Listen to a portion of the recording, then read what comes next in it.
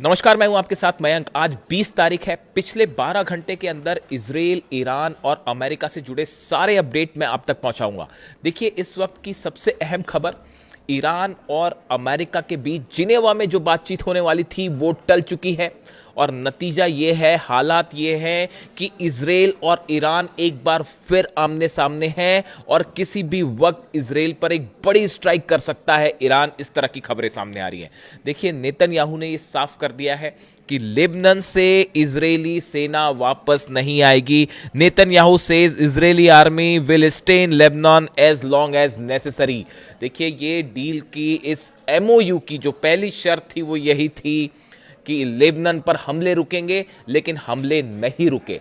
इस शर्त का हिस्सा यह था कि लेबनान से इजराइल की सेना वापस आएगी। नेतन्याहू इसके लिए भी तैयार नहीं है और हालात ये हैं कि लेबनान के 6 शहरों पर, 6 अलग अलग शहरों पर इजराइल की तरफ से भारी बमबारी की गई है।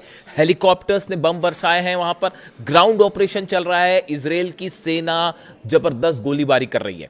ये लेबनान से जो खबरें आ रही है, वहां पर करीब 20 ठिकानों पर आमने सामने लड़ाई हुई है हिजबुल्लाह और इजराइल की। इसमें इजराइल को भी बड़े नुकसान की खबरें आ रही हैं। देखिए, कल जिस तरह से हमले हुए और 18 से ज्यादा लोगों की मौत हो गई चंद घंटों के अंदर, उसके बाद हिजबुल्लाह की तरफ से भी बड़ा पलटवार किया गया है और जो खबरें सामने हैं उसके मुताबिक 5 से ज्यादा जो आर्मी की गाड़ियां होती हैं इजराइल की, वो तबाह की गई है। कई टैंक्स, जो मरकावा टैंक्स है, उनको तबाह कर दिया गया है। कई इजरायली सैनिक घायल हुए हैं और मौत की भी खबरें आ रही हैं। यानी हिजबुल्लाह की तरफ से भी अब जबरदस्त पलटवार किया गया है। देखिए, ये जब एमओयू साइन हुआ उसके बाद तमाम कोशिश हुई कि किसी तरह से नेतन्याहू को रोका जाए, लेकिन नेतन्याहू नहीं माने। यही वजह थी कि ईरान ने जिनेवा जाने से मना कर दिया और ईरान के सुप्रीम लीडर समेत तमाम सेना के बड़े अधिकारियों की तरफ से ये बात सामने आ चुकी है कि अगर नेतन्याहू नहीं रुके तो फिर इसका नतीजा ये होगा कि ना सिर्फ ये एमओयू खत्म हो जाएगा, डील खत्म हो जाएगी, बल्कि एक बार फिर जंग शुरू हो जाएगी। और नेतन्याहू के जो बयान सामने आए हैं, नेतन्याहू ने, देखिए, कल 2 बयान दिए। एक बयान मैंने आपको बता दिया कि हम किसी भी सूरत में लेबनान से इजरायली सेना बाहर नहीं आएगी। दूसरी बात जो कि बताया जा रहा है, उन्होंने डोनाल्ड ट्रंप को भी ये बात कह दी है कि इजराइल जो है अपनी सुरक्षा के लिए जो कदम उठाना चाहता है वो उठाता रहेगा, यानी कि हमले जारी रहेंगे। ये बात नेतन्याहू ने साफ कह दी है। अब इसके बाद देखिए, माना यह जा रहा है कि अब डील की स्थिति तो जो है, डील तो बड़ी दूर की बात है। एमओयू की जब पहले दौर की ही बातचीत शुरू नहीं हो पाई तो पूरा क्वेश्चन मार्क लग गया है हर चीज पर। हॉर्मूज से जो अमेरिका के जहाज थोड़ा पीछे हटे थे, उन्हें रोक दिया गया है वहीं पे। यानी हॉर्मूज अभी फिलहाल धीरे धीरे खुलना शुरू हुआ था, लेकिन 24 घंटे के अंदर ही वहां पर जो है हालात फिर से एक दूसरे के आमने सामने वाले हो गए। इसी बीच डोनाल्ड ट्रंप का एक बयान आया। देखिए, इस तरह की खबरें चल रही थी कि जेडी वेंस जो है वो नेतन्याहू से नाराज है और उन्होंने काफी कुछ कह दिया कि हम आपको हथियार नहीं देंगे वगैरह वगैरह, इस तरह की बातें। लेकिन डोनाल्ड ट्रंप का बयान आया है। डोनाल्ड ट्रंप ने इस बात को फिर कहा है कि इजराइल हमारा साथी है, नेतन्याहू मेरे दोस्त है और हम इजराइल को हथियार देते रहेंगे। देखिए, ये बात तो है ही। हम हमेशा से आपसे कह रहे थे, मैं बार बार ये बात कह रहा हूं। इस तरह की जो खबरें आ रही हैं कि ट्रंप और नेतन्याहू में कोई तनाव है, अमेरिका और इजराइल में कोई तनाव है, ऐसा कुछ नहीं है। जो कुछ भी हो रहा है, बड़े सारे एक्सपर्ट से मान के चलते हैं कि जो कुछ भी हो रहा है ये एक बड़ी रणनीति का हिस्सा है और एक बार फिर ईरान के साथ धोखा हो सकता है। इस बात के लिए आरजीसी तैयार है। देखिए, कल बीती रात, मुहर्रम का वक्त चल रहा है, बीती रात ईरान की सड़कों पर लाखों लोग जमा थे। चाहे तेहरान हो, चाहे तमाम अलग अलग शहर, और सब जगह से एक आवाज उठ रही है, लब्बैक या हुसैन। और पूरा ईरान एकजुट है और किसी तरह की, देखिए, एमओयू के पक्ष में तो वहाँ की जनता बाय एंड लार्ज थी ही नहीं।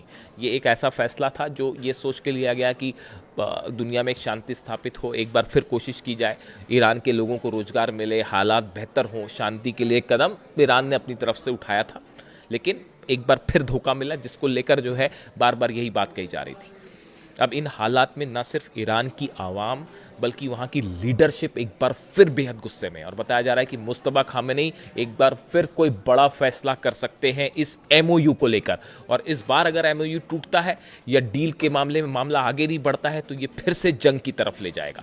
लेकिन इस बीच देखिए, मैं आज छोटा सा जिक्र करना चाह रहा हूं एक ऐसे मुद्दे का जो बेहद गंभीर है और बताया जा रहा है कि एक बड़ा कोवर्ट ऑपरेशन शुरू कर दिया है बेंजामिन नेतन्याहू ने, मोसाद ने, इजराइल ने। ऐसा ऐसा कई एक्सपर्ट्स बता रहे हैं। ऑपरेशन ऑक्टोपस नाम दिया गया इसको। देखिए, ये दूसरे दिन 2 दिन पहले एक खबर आई, एक हमला होता है ईरान में। देखिए, ईरान के एक top nuclear scientist doctor Mehrdad की गोलियों से हत्या कर दी गई, उन्हें गोलियां मार दी गई और उनकी मौत हो जाती है। ये ठीक 2 दिन पहले की घटना है। मैं इस पे नज़र बनाए रखा था कि इससे क्या जुड़े अपडेट आते हैं और अब ये बताया जा रहा है कि ये मोसाद से जुड़ा ऑपरेशन हो सकता है। देखिए, ये माना जा रहा है कि ये एमओयू साइन होने के बाद एक बड़ा प्लान तैयार किया गया है जिसमें ईरान के कई टॉप लीडर्स को, कई टॉप साइंटिस्ट को और इसके साथ ही आईआरजीसी के बड़े अधिकारी, वो सब के सब मोसाद के निशाने पे हैं और किसी पर कभी भी हमला हो सकता है ताकि ये डील, ये एमओयू मामला आगे ना बढ़ पाए।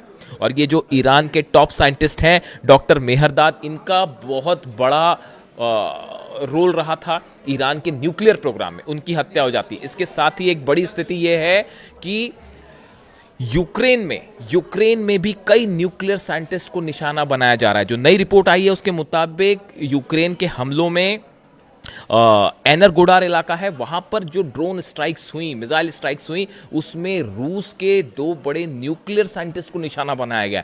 ये बड़ी हैरान करने वाली बात है कि जिस तरह से यूक्रेन भी हमले कर रहा है और रूस के साइंटिस्ट को निशाना बनाया जा रहा है, उसी तर्ज पर ईरान को भी न्यूक्लियर साइंटिस्ट को जो है वो निशाने पर लिया जा रहा है। ये क्या कोई बड़ा कोवर्ट ऑपरेशन शुरू हो चुका है?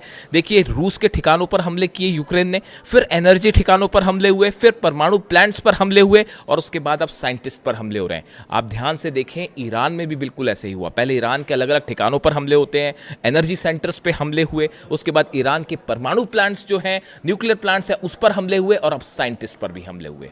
ये एक जैसी सिमिलैरिटी ये बता रही है कि एक बड़ा ऑपरेशन है जो शायद सीआईए और मोसाद के कोऑर्डिनेशन से चल रहा है, ऐसा कई एक्सपर्ट बताते हैं, ऐसे ईरान के आरोप है।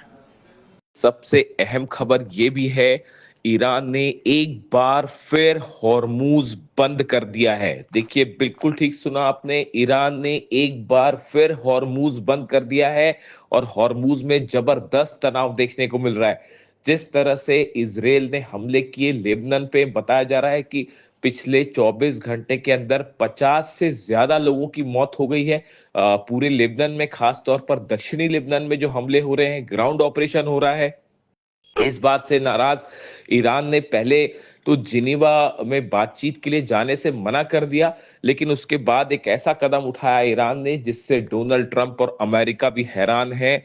ईरान ने एक बार फिर हॉर्मूज को ब्लॉकेड करना शुरू कर दिया है, बंद कर दिया है हॉर्मूज को। देखिए, हॉर्मूज से कल ही अमेरिका के जो जहाज थे वो पीछे हटने शुरू हुए थे और बताया जा रहा है कि ईरान के कई ऑयल टैंकर्स कल हॉर्मूज को पार करके अपनी मंजिल की तरफ आगे पहुंचे। लेकिन जिस तरह से लेबनान पर हमले हुए, उस बात को लेकर ईरान खासा नाराज है, ईरान के जनरल नाराज हैं और उन्होंने हॉर्मूज में एक बार फिर अपनी ब्लॉकेट कर दिया, उसे बंद कर दिया और वहां पर जो है अपनी छोटी बोट्स जो है उसकी तैनाती बढ़ा दी है, अपने जंगी जहाजों की तैनाती बढ़ा दी है।